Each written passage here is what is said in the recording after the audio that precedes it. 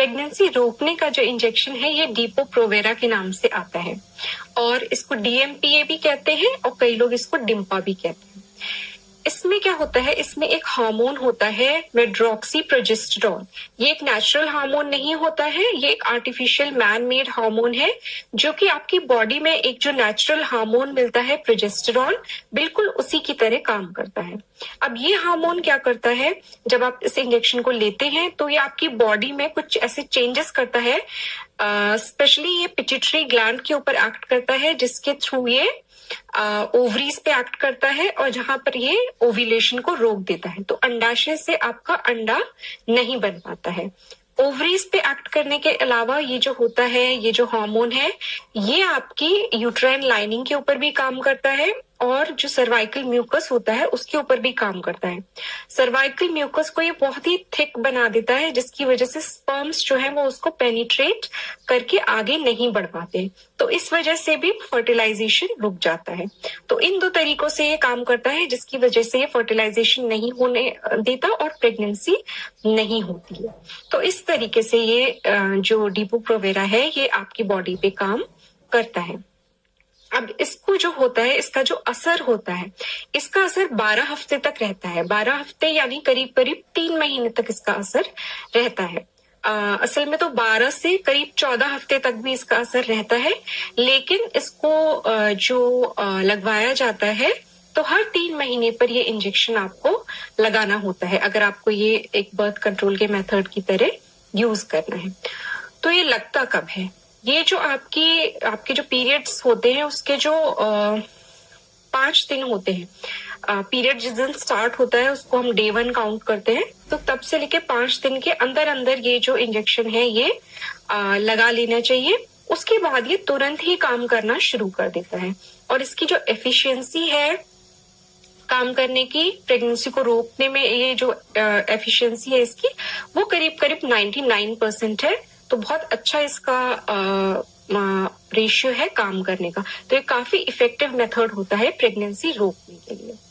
ये तो हो गए कुछ इसके फायदे, लेकिन कुछ चीजें ऐसी हैं, कुछ इसके साइड इफेक्ट्स ऐसे हैं जो कि आपको पता होनी चाहिए इसको यूज करने से पहले। तो सबसे पहले इसके जो साइड इफेक्ट्स की बात कर लेते हैं। इसके साइड इफेक्ट्स में देखिए, अगर आप डीपो-प्रोवेरा यूज करती हैं तो आपको थोड़े बहुत साइड इफेक्ट्स हो सकते हैं, जैसे कि सर में दर्द होना या थोड़ा बहुत चक्कर आना, थकान होना, सेक्स में रुचि कम हो जाना, इस तरीके के थोड़े बहुत साइड इफेक्ट्स हर किसी में तो नहीं, लेकिन कई महिलाओं में इसके मिल सकते हैं। लेकिन इसके अलावा भी जो इसका एक जो काफी महत्वपूर्ण साइड इफेक्ट है वो होता है, ये बोन मिनरल डेंसिटी को कम कर देता है। बोन मिनरल डेंसिटी को कम करके ये आपकी हड्डियों को कमजोर बनाता है, जिसकी वजह से आपको ऑस्टियोपोरोसिस नाम की एक बीमारी हो सकती है, जिसमें कि हड्डियां कमजोर हो जाती हैं और बहुत आसानी से उनमें फ्रैक्चर हो जाता है। तो ये रिस्क जो होता है ये इसको लेने के साथ होता है। हालांकि ये देखा गया है कि अगर बहुत लंबे समय तक आपने डीपो-प्रोवेरा को यूज किया है, बहुत लंबे समय तक, करीब 2 साल तक यूज किया है, तब ज्यादा देखा गया है कि हड्डियों की कमजोर होने की प्रॉब्लम तब ज्यादा इसके साथ एसोसिएटेड मिलती है। तो ये एक चीज आपको पता होनी चाहिए। इसके अलावा आपके जो पीरियड्स होते हैं वो डीपो-प्रोवेरा को लेते समय बहुत ही इरेगुलर हो जाते हैं कई बार, और कई बार आपको स्पॉटिंग हो सकती है शुरू में, थोड़ी थोड़ी ब्लीडिंग जैसे कि होती रहे बीच बीच में। और देखा गया है कि इसको अगर 1 साल तक यूज कर लिया तो 50% जो महिलाएं होती हैं उनमें पीरियड बिल्कुल ही रुक जाता है, पीरियड आना ही बंद हो जाता है।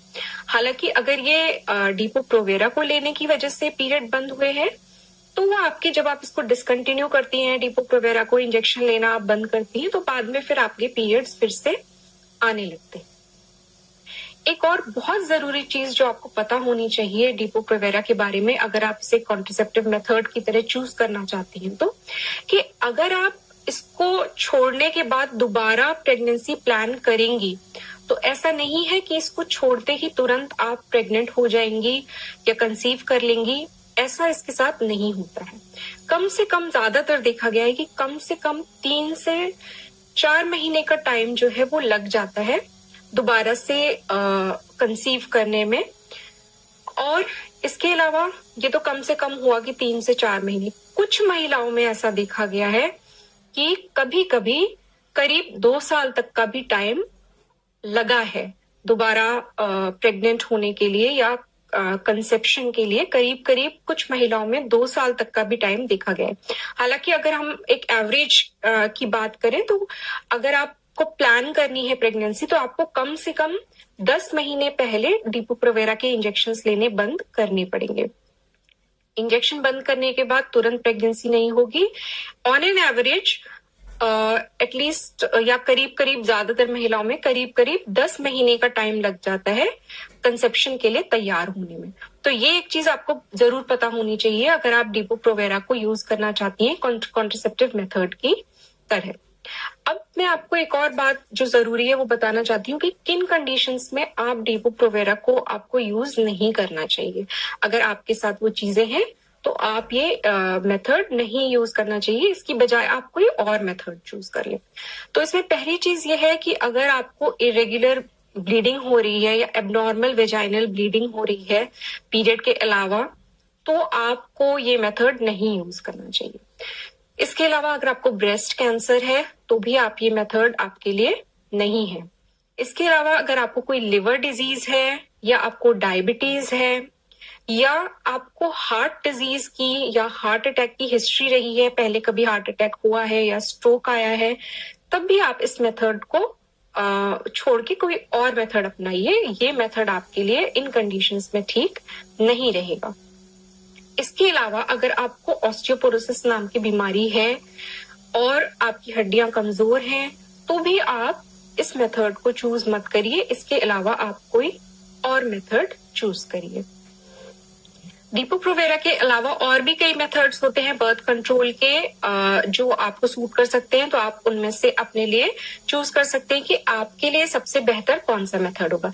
इसके लिए जरूरी है कि आपको अवेयरनेस हो, आप अवेयर हो कि आपके लिए क्या क्या चॉइसेस हैं आपके पास, किस किस तरह के बर्थ कंट्रोल के मेथड्स आप यूज करती हैं। इसके अलावा आप अपने गायनेकोलॉजिस्ट से मिलकर भी उनसे कंसल्ट कर सकती हैं कि आपके लिए कौन सा बर्थ कंट्रोल का मेथड सबसे ठीक रहेगा।